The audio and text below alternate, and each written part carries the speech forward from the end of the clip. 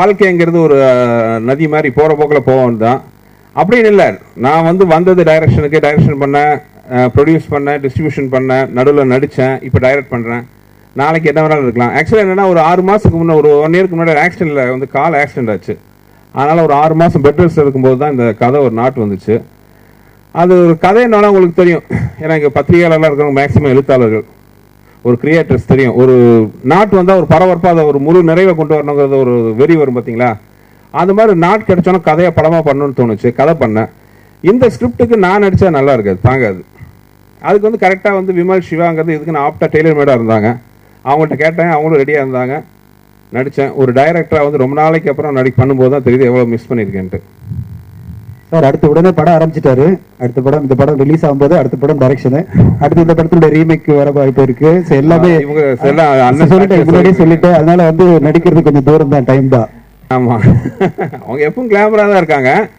ஒருவேளை வேற டைரக்டர்ஸ் கேட்கலையோ என்னமோ தெரியல. அந்த படத்தில் சாங்கில் இந்த மாதிரி அமைஞ்சு இந்த மாதிரி பண்ணலாமான்னு கேட்டேன். ஓகே நாங்கள் இன்ஃபேக்ட் காஸ்டியூம்லாம் அவங்க தான் டிசைன் பண்ணிட்டாங்க.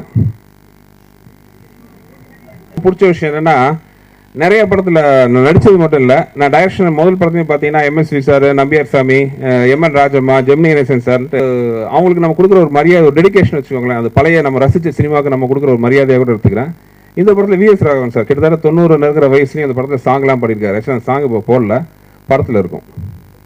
அப்படி பிடிக்கலன்னு நடிக்க முடியாதுங்க. இந்த பாருங்க எல்லாருக்கூடயும் ஸ்டில் இருக்கு, அதனால எல்லாருமே பிடிக்கும்.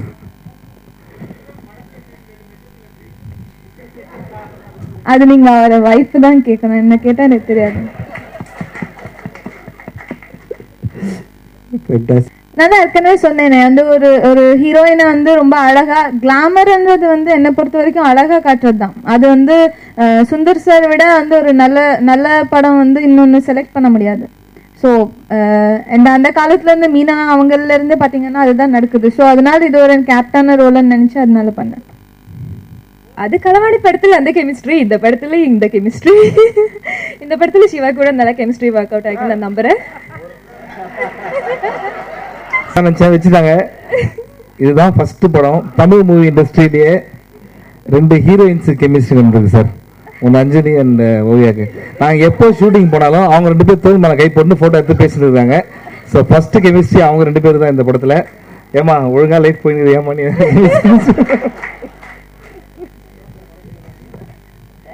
நம்பிட்டாங்களா? நம்பிட்டாங்க, எல்லாரும் நம்பிட்டாங்க சிவா.